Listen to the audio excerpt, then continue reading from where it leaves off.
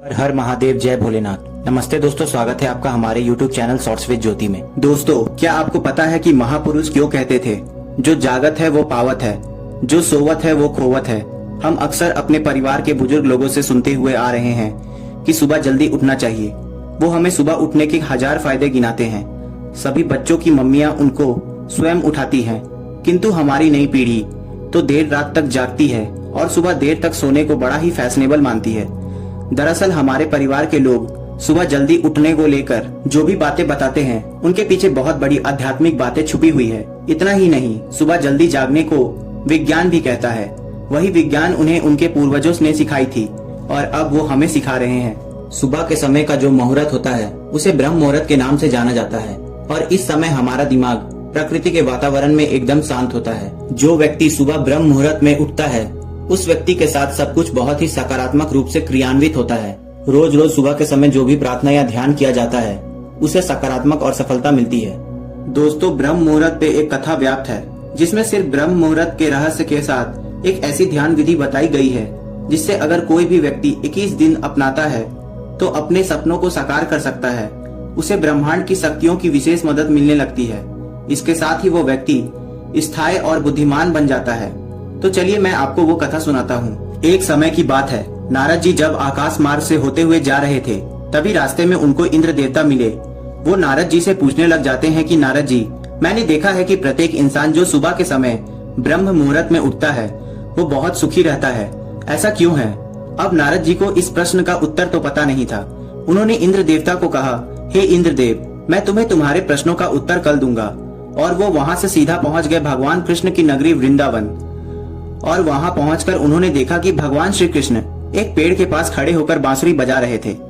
जैसे ही नारद जी श्री कृष्ण के पास पहुंचे, श्री कृष्ण ने बांसुरी बजाना बंद कर दिया और नारद जी से बोले, हे नारद जी, आप बड़ी चिंतित दिखाई पड़ रहे हैं, आपको किस बात की चिंता है? तब देवर्षि नारद जी बोले, हे प्रभु, आज मैं आकाश मार्ग से होते हुए बैकुंठ लोक की तरफ जा रहा था। तब रास्ते में मुझे देवराज इंद्र मिले। उन्होंने मुझे पूछा कि नारद जी, जो लोग सुबह सुबह ब्रह्म मुहूर्त में उठते हैं, वो सभी इतने सुखी क्यों रहते हैं? हे भगवान, मैं इसी प्रश्न का उत्तर आपके पास जानने के लिए आया हूँ। तब भगवान कृष्ण कहते हैं कि हे नारद जी, वास्तव में इंद्र ने ये महत्वपूर्ण प्रश्न पूछ करके समस्त मानव जाति का कल्याण किया है। कलयुग के मानव के लिए ये प्रश्न इतना महत्वपूर्ण है जैसे उसके लिए उसके शरीर में बसी हुई उसकी जान। हे देवर्षि नारद, मैं आपको इस प्रश्न का उत्तर एक कथा के माध्यम से बताऊंगा।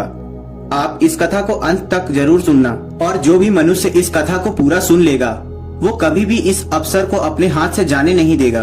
ब्रह्म मुहूर्त का रहस्य जानकर पूर्ण जीवन बदल जाएगा। तब नारद जी कहते हैं कि हे भगवान, आप कहिए तो सही, मैं इस कथा को पूरा सुनूंगा और समस्त लोक जगत में भी विख्यात करूंगा। तभी भगवान श्री कृष्ण कथा को सुनाना प्रारंभ करते हैं। एक समय की बात है, एक नगर में एक लड़का रहता था। वो लड़का अच्छा था, परंतु उसकी एक खराब आदत थी कि वो देर तक सोता रहता था। सुबह उसे जगाने के लिए लाखों प्रयास किए जाते थे, किंतु सबने हार मान ली थी। वो लड़का कभी 9 बजे से पहले नहीं उठता था। जब वो बालक था, तब परिवार ने सोचा कि जब ये बड़ा हो जाएगा तो इसकी आदत में सुधार हो जाएगा।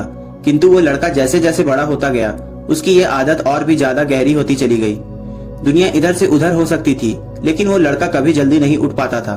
उसके पिता उसकी इस आदत से बहुत ज्यादा परेशान रहने लगे। उस लड़के को कई सारे नकारात्मक शक्तियों ने घेर लिया था। वो सभी को पलट कर जवाब देता था, दिन भर उदास रहता था। इसका असर उसके स्वास्थ्य पर भी पड़ रहा था। जब उस लड़के को ये पता लगा कि उसके सारे मित्र सफलता को प्राप्त कर चुके हैं, तब वो और भी ज्यादा दुखी हो गया और ईश्वर को कोसने लगा। वो बार बार कहता था कि मेरी किस्मत खराब है, किंतु उसके पिता अच्छी तरह से जानते थे कि उस लड़के के असफल होने के पीछे क्या कारण था। श्री कृष्ण कहते हैं, हे नारद, एक दिन की बात है, उसके पिता को किसी सन्यासी के बारे में पता चला, तो वो तुरंत अपने बेटी की समस्या को लेकर सन्यासी के पास जा पहुंचे। पिता ने उस सन्यासी को बड़े ही विस्तार से अपने बेटे की आदतों के बारे में बताया। सन्यासी ने कहा कि कल आप अपने बेटे को इस आश्रम में आने को कहिएगा। फिर उस लड़के के पिता ने घर की ओर चल दिया। उन्हें पता था कि वो अगर सीधे तरीके से बेटे को सन्यासी से मिलने के लिए कहेंगे तो वो कभी तैयार नहीं होगा। उन्होंने बेटे को अपने पास बुलाया और कहा, तुम्हारे सारे मित्र जीवन में सफलता प्राप्त कर चुके हैं, क्या तुम सफल नहीं होना चाहते हो? लड़के ने उत्तर दिया, जरूर पिताजी, किंतु जब भी मैं अपने मित्रों से उनकी सफलता का रहस्य पूछता हूँ, तब वो मुझे कुछ नहीं बताते हैं। पिता ने कहा कि मुझे ये रहस्य पता चल गया है कि वो सभी क्यों सफल होते जा रहे हैं। लड़के ने बड़ी उत्सुकता से पूछा, क्या पता चला है पिताजी? कृपया करके आप मुझे बताइए। पिताजी ने कहा कि कल सुबह तुम्हें एक सन्यासी के आश्रम में जाकर उनसे मिलना है। यदि तुम वहाँ पर समय से पहुँच गए तो वहाँ सन्यासी तुम्हें ऐसा मंत्र बताएंगे जिससे तुम सफल हो जाओगे, किंतु समस्या एक ही है। लड़के ने पूछा, क्या समस्या है पिताजी? पिता ने कहा कि जब तक तुम सोकर उठते हो तब तक सन्यासी से मिलने का समय समाप्त हो जाता है। लड़के ने कहा कि पिताजी, मैं कल पूरी रात जागता रहूंगा और सुबह सन्यासी से मिलकर आऊंगा। पिता ने कहा, ठीक है, सदैव उस सन्यासी की आज्ञा को मानना। पिता के बात सुनकर वो लड़का बहुत अधिक उत्सुक हुआ। जीवन में पहली बार उसने रात्रि जागरण किया, किंतु थोड़े ही समय के बाद उसे नींद आ गई और वो सो गया। अगली सुबह जब उसकी नींद खुली तो सन्यासी से मिलने का समय समाप्त हो चुका था। उसके पिता ने लड़के की ओर देखा और कहा कि तुम जीवन में कभी सफल नहीं हो पाओगे, जाओ जाकर सो जाओ। पिता की यह बात सुनकर के लड़के को बहुत दुख हुआ। उसने मन ही मन स्वयं को चुनौती दी कि कल सुबह वो सन्यासी से मिलने अवश्य जाएगा। उसने अपने हाथ में एक छोटा सा एक घाव बना लिया। दर्द के कारण उस लड़के को रात भर नींद नहीं आई। ऐसा पहला अवसर था जब उसने अपने जीवन में पहली बार सूर्योदय देखा था। वो तुरंत ही तैयार होकर सन्यासी से मिलने के लिए चला गया। आज उसका अनुभव कुछ अलग था। वो बेहद शांत महसूस कर रहा था। चलते चलते वो लड़का जैसे ही सन्यासी के आश्रम में पहुंचा, वहां पर उसने देखा कि सन्यासी और उसके सभी शिष्य ध्यान लगाकर बैठे हुए हैं। ध्यान का समय समाप्त हुआ। तब वो लड़का उस सन्यासी के पास पहुंचा और उन्हें प्रणाम करते हुए बोला कि आपके पास कोई ऐसा मंत्र है जिससे मैं सफल हो सकता हूँ? कृपया करके मुझे वो मंत्र बताइए। मैं भी अपने मित्रों के सामने सफल होना चाहता हूँ और अच्छा जीवन जीना चाहता हूँ। सन्यासी मुस्कुराए और बोले, अच्छा तो तुम वही बालक हो। तुम्हारे पिता मुझसे मिलने आए थे और उन्होंने तुम्हारे विषय में मुझे सब कुछ बताया है। मैं तुम्हें वो मंत्र अवश्य बता देता, किंतु अब लड़के ने जैसे ही किंतु सब सुना, लड़का घबरा गया। उसने पूछा, किंतु क्या गुरुदेव? तब सन्यासी बोले, मैं तुम्हें वो मंत्र बताऊंगा, किंतु अगले 21 दिन तक तुम्हें मेरी आज्ञा माननी होगी। मैं तुम्हें वो मंत्र 21 दिनों के बाद बताऊंगा। तब तक मैं तुमसे जो भी कार्य कहूंगा तुम्हें वो करना होगा। यदि तुम असफल हुए या कार्य के बीच से तुम्हारा संकल्प टूट गया तब उस मंत्र का असर नहीं होगा। दृढ़ निश्चय के साथ उस लड़के ने कहा कि मुझे आपकी सारी आज्ञा स्वीकार है। मैं अगले 21 दिनों के लिए आपका दास हूँ। आप जो भी कहेंगे मैं वही करूँगा। मुझे केवल और केवल उस मंत्र के बारे में जानना है। सन्यासी ने कहा, ठीक है, कल से तुम्हारा कार्य शुरू होगा। तुम इसी आश्रम में निवास करोगे। वो लड़का आश्रम में निवास करने के लिए तैयार हो गया। सन्यासी ने कहा कि यहाँ रहते हुए तुम्हें ब्रह्म मुहूर्त में उठना होगा और दूसरे शिष्यों की तरह ध्यान और ताप करना होगा। साथ ही आश्रम के कार्य में भी सहायता करनी होगी। ध्यान रहे, यह संकल्प टूटना नहीं चाहिए। अब लड़का सन्यासी की बातों से सहमत हो गया। अगले दिन से उसके कार्य का दिन शुरुआत होता है। इस बार लड़के ने इतना दृढ़ निश्चय किया था कि किंतु 1 सप्ताह बीतने के पश्चात ही उसका संकल्प टूट गया और वो 8वें दिन देर तक सोता रह गया। जब वो जागा तो उसने कहा कि मुझसे कितनी बड़ी भूल हो गई है। वो रोते हुए सन्यासी के पास पहुंचा और बोला कि हे गुरुदेव, मेरा संकल्प टूट गया है। अब मैं जीवन में कभी सफल नहीं हो पाऊंगा। सन्यासी ने उसे समझाते हुए कहा कि एक बार फिर से शुरुआत करो, फिर से संकल्प करो। लड़के ने सन्यासी से प्रश्न किया कि सुबह उठना इतना आवश्यक क्यों होता है और यहाँ पर सभी लोग इतनी जल्दी क्यों उठ जाते हैं? तब सन्यासी ने उस लड़के को समझाते हुए कहा कि सुबह यानी ब्रह्म मुहूर्त में उठने के पीछे बहुत बड़ा विज्ञान छुपा हुआ है। लड़के ने कहा कि कृपया करके मुझे वो विज्ञान बताने की कृपा करें। सन्यासी ने कहा कि रात्रि को 4 पहर में बांटा गया है। पहला रुद्र काल, जिसका समय शाम 6 बजे से लेकर 9 बजे तक होता है। दूसरा राक्षस काल, जिसका समय 9 बजे से लेकर 12 बजे तक होता है। और तीसरा गंधर्व काल, जिसका समय रात्रि 12 बजे से लेकर 3 बजे तक होता है। और सबसे अंत में जो पहर आता है उसे मनोहर काल कहते हैं। इस समय को ब्रह्म मुहूर्त या अमृत बेला के नाम से भी जाना जाता है। इसका समय 3 बजे से सुबह 6 बजे तक होता है, जिसमें 3:30 से लेकर 5:30 तक बहुत ही महत्वपूर्ण समय होता है। ये वो समय होता है जब पूरे संसार की नकारात्मक शक्तियाँ निष्क्रिय अवस्था में होती है और सकारात्मक शक्तियाँ सक्रिय होती है। ब्रह्म अर्थात देव मुहूर्त अर्थात समय, ब्रह्म मुहूर्त का अर्थ देव का समय होता है। सन्यासी आगे कहते हैं, इस समय देव धरती विचरण कर रहे होते हैं और जागृत मनुष्य पर उनका बड़ा ही सकारात्मक प्रभाव पड़ता है। ब्रह्म मुहूर्त ऐसा समय होता है जिसमें मनुष्य का मस्तिष्क बिल्कुल खाली होता है। इसमें किसी प्रकार का कोई भी विचार नहीं होता है।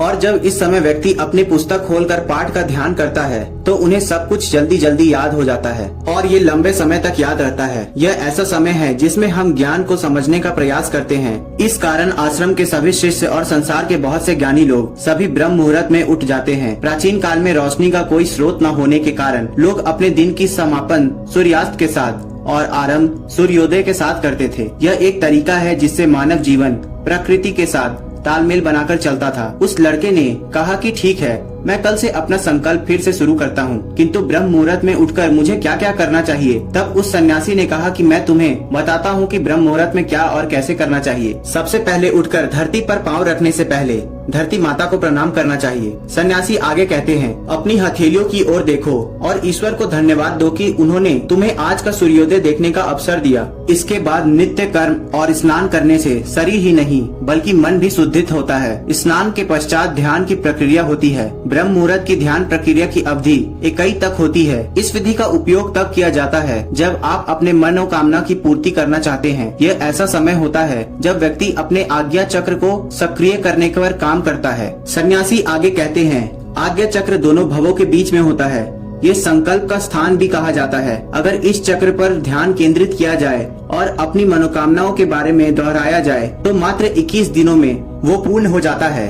अगर आपके मन में कोई अधूरी मनोकामना है और आप उसे पूरी करना चाहते हैं, तब सबसे पहले उस मनोकामनाओं का स्पष्टीकरण कर लें। आपको क्या चाहिए यह निर्णय अवश्य करके इसके बाद ध्यान की विधि को शुरू करें। ब्रह्म मुहूर्त में स्नान करने के बाद एक ऐसा स्थान चुने जहां पर वायु का प्रवेश हो। ध्यान में शुद्ध प्राण वायु का होना आवश्यक होता है। ज्ञान की मुद्रा में रीढ़ की हड्डी सीधी होनी चाहिए, साथ ही गर्दन भी सीधी होनी चाहिए। सुखासन की अवस्था में दोनों हाथों को घुटनों पर रखकर आंख बंद करके बैठ जाएं। हाथ की मुट्ठी को बंद कर ले और 2-3 मिनट तक बिल्कुल शांत हो जाएं। जब आपका शरीर स्थिर हो जाएगा और सहवास भी शांत हो जाएगी, तब उसके बाद अपना सारा ध्यान आज्ञा चक्र पर लगाएं। इस दौरान लंबी गहरी सांस लें और सांस को रोक कर रखें। इस समय आप अपनी इच्छा को मन ही मन दोहराएं। अपनी मन की आंखों से इष्ट देव और देवी देवताओं गुरुओं का चिंतन करें। सन्यासी ने कहा, जब सांस को रोकना कठिन हो जाए तब धीरे धीरे करके सांस को बाहर की ओर छोड़ें। सांसों को नाक से भरें और मुख से छोड़ें। इस प्रक्रिया को 3 से 4 बार प्रतिदिन दोहराना है। ऐसा प्रतिदिन करने से आपकी जो मनोकामना है वो अवचेतन मन तक अवश्य पहुंच जाएगी और इच्छा पूर्ति जल्दी हो जाएगी। आज्ञा चक्र सक्रिय होता है और हमारी आज्ञा को पूरा करता है। सांस को रोक कर रखने के दौरान शरीर में आपातकालीन स्थिति हो जाती है, जिससे कि आप बेकार की बातें सोचने और विचार करने से बचते हैं। इससे मन की एकाग्रता बढ़ती है, तब इच्छाएं अवचेतन मन में पहुंचती है। ब्रह्म मुहूर्त के समय पर ईश्वर की विशेष कृपा होती है और कोई भी व्यक्ति जब अपनी मनोकामना को इस समय दोहराता है तो उसकी इच्छा जल्द से जल्द पूरी हो जाती है। इस प्रकार सन्यासी ने उस लड़के को ब्रह्म मुहूर्त का महत्व बताया। अगले 21 दिनों तक उस लड़के ने बड़े ही मन के साथ इस प्रक्रिया को अपनाया। अब वो बहुत ही ज्यादा अनुशासित और शांत स्वभाव का व्यक्ति बन चुका था। उस लड़के ने जैसे ही अपना संकल्प पूरा कर लिया, उसके पश्चात वो व्यक्ति बड़े ही प्रसन्नता भाव से सन्यासी के पास पहुंचा और कहा, हे गुरुदेव, मैंने 21 दिनों का संकल्प पूरा कर लिया है। अब कृपया करके मुझे सफल होने का वो मंत्र बताइए। तब उस सन्यासी ने मुस्कुराते हुए कहा कि पिछले 21 दिनों से जो अभ्यास तुम करते हुए आ रहे हो वही तुम्हारी सफलता का मंत्र है। जो व्यक्ति ब्रह्म मुहूर्त में उठकर ध्यान प्रक्रिया को सही से करेंगे वो जीवन में कभी असफल नहीं हो सकते। तुम्हें ब्रह्म मुहूर्त का रहस्य पता चल चुका है। अब इसे जीवन पर्यंत करो, तुम्हें जीवन के लक्ष्य और सफलता दोनों प्राप्त होंगे। उस व्यक्ति ने सन्यासी को धन्यवाद दिया और ब्रह्म मुहूर्त के नियमों का पालन जीवन पर्यंत तक करने का वादा भी किया। दोस्तों, अब तो आपको पता चल ही गया होगा कि ब्रह्म मुहूर्त क्या होता है। तब नारद बोले, हे प्रभु, अब मुझे ब्रह्म मुहूर्त का संपूर्ण ज्ञान हो गया है। इतना कहकर नारद जी ने भगवान श्री कृष्ण को धन्यवाद दिया और इंद्रदेव के पास जाकर उन्होंने ब्रह्म मुहूर्त का संपूर्ण ज्ञान दिया। दोस्तों, आप भी अगर अपने जीवन में हमारे प्राचीन परंपरा को अपनाएंगे तो निश्चय ही आपके जीवन में बहुत जल्द सब कुछ बदल जाएगा। ब्रह्म मुहूर्त के दौरान उठने के कई लाभ। ब्रह्म मुहूर्त का हमारा शास्त्र में बेहद महत्व। ब्रह्म मुहूर्त में ध्यान करना बहुत फायदेमंद होता है। ब्रह्म मुहूर्त में नकारात्मक सोच से दूर रहना चाहिए। यह समय बहुत शुभ होता है। ऐसी मान्यता है कि इस दौरान भगवान धरती पर आते हैं और अपने भक्तों की सभी इच्छाएं पूर्ण करते हैं। इसलिए हमारे घर के बड़े जल्दी उठने की सलाह देते हैं। हालांकि इस दौरान उठने के कई फायदे भी हैं। सूर्य की पहली किरण पृथ्वी पर पड़ने से पहले हमें बिस्तर छोड़ देना चाहिए। इससे स्वास्थ्य अच्छा रहता है और दिमाग भी तेज रहता है। ब्रह्म मुहूर्त एक ऐसी समय अवधि है जो मानव शरीर को कई लाभों के साथ दिव्य आशीर्वाद देती है। ब्रह्म मुहूर्त में ध्यान करना बहुत फायदेमंद होता है, क्योंकि इस दौरान वातावरण और मन में शांति रहती है। ब्रह्म मुहूर्त में पूजा पाठ करना बेहद लाभकारी माना जाता है। ऐसा कहा जाता है इस दौरान भगवान धरती पर आते हैं और अपने भक्तों की सभी मनोकामनाएं पूर्ण करते हैं। ब्रह्म मुहूर्त में अपने भविष्य और अपने किसी भी कार्य की पूर्ति की कामना रखने से उनकी पूर्ति होती है। ज्योतिष शास्त्र के अनुसार ब्रह्म मुहूर्त में पढ़ाई करने से चीजें दिमाग में रहती हैं, साथ ही ज्ञान की देवी का आशीर्वाद प्राप्त होता है। ऐसा कहा जाता है जो लोग ब्रह्म मुहूर्त में उठते हैं उनके घर में कभी दरिद्रता नहीं रहती, साथ ही धन की देवी खुश रहती है। ब्रह्म मुहूर्त में घर के लोग को पवित्रता का ध्यान रखते हुए माता लक्ष्मी की उपासना जरूर करनी चाहिए। ऐसा करने से घर में शुभता आती है। धार्मिक मान्यताओं के अनुसार ब्रह्म मुहूर्त में नकारात्मक सोच से दूर रहना चाहिए, क्योंकि ये घर के वातावरण और मन की शांति को दूषित करते हैं। साथ ही इससे घर में परेशानियां उत्पन्न होती हैं। जो इस समय सकारात्मक सोच, धार्मिक ग्रंथों के अनुसार ब्रह्म मुहूर्त वह समय होता है जब देवता धरती पर आते हैं और उस वक्त सभी धार्मिक स्थलों के पट खोल दिए जाते हैं। ब्रह्म मुहूर्त में यानी 4 बजे के बाद ईश्वर का वास होता है। ब्रह्म मुहूर्त में देवताओं को नमन किया जाता है, उन्हें स्नान करवाकर स्थापित करने का विधान है। रिसर्चों की माने तो प्रातः काल उठने से हमारा तन और मन दोनों स्वस्थ रहता है और शरीर में ऊर्जा का संचार होता है। यही कारण है कि हमारे प्राचीन परंपराओं में सुबह उठने का समय भी तय किया गया है। ब्रह्म मुहूर्त यानी कि रात्रि का अंतिम प्रहर, यह सूर्य से 1.5 घंटे पहले का समय, सूर्योदय से 4 घंटे पूर्ण ही जग जाना चाहिए। इस समय सोना शास्त्र निश्चित में ब्रह्म का मतलब परम तत्व या परमात्मा अनुकूल समय रात्रि का अंतिम प्रहर अर्थात प्रातः 4 से 5:30 तक का समय ब्रह्म मुहूर्त कहा गया है। ब्रह्म मुहूर्त में उठना हमारे जीवन के लिए बहुत लाभकारी है। इससे हमारे शरीर स्वस्थ रहती है और दिन भर स्फूर्ति बनी रहती है। ऋग्वेद में कहा गया है कि प्रातः काल सूर्योदय से पूर्व उठने वाले को उत्तम स्वास्थ्य रत्न की प्राप्ति होती है, इसलिए बुद्धिमान उस समय को व्यर्थ नहीं खोते। प्रातः जल्दी उठने वाला पुरुष स्वस्थ, बलवान, सुखी, दीर्घायु और वीर होता है। हमारे आशिक मुनियों ने भी इस मुहूर्त को विशेष व महत्व बताया है। उनके अनुसार ये समय निद्रा त्याग के लिए सर्वप्रथम ब्रह्म मुहूर्त में उठने से सौंदर्य, बल, विधि, बुद्धि व स्वास्थ्य की प्राप्ति होती है। ब्रह्म मुहूर्त में तम और रजोगुणों की मात्रा बहुत ही कम होती है। इस समय सत्य गुण का प्रभाव अधिक होता है, इसलिए इस काल के बुरे मानसिक विचार भी सात्विक और शांत हो जाते हैं। आयुर्वेद के अनुसार इस समय में बहने वाली वायु चंद्रमा से प्राप्त अमृत कर्णों से युक्त होने के कारण हमारे स्वास्थ्य के लिए अमृत तुल्य होती है। ये वीर वायु कहलाती है। इस समय भ्रमण करने से शरीर में शक्ति का संचार होता है और शरीर क्रांति युक्त हो जाता है। हम प्रातः सोकर उठते हैं तो ये अमृत में वायु हमारे शरीर को स्पर्श करती है। इसके स्पर्श से हमारे शरीर में तेज, बल, शक्ति, स्फूर्ति और मेघ का संचार होता है और शरीर क्रांति युक्त हो जाता है। हम प्रातः सोकर उठते हैं तो ये अमृत में वायु हमारे शरीर को स्पर्श करती है। इसके स्पर्श से हमारे शरीर में तेज, बल, शक्ति, स्फूर्ति और मेघ का संचार होता है, जिससे मन प्रसन्न और शांत होता है।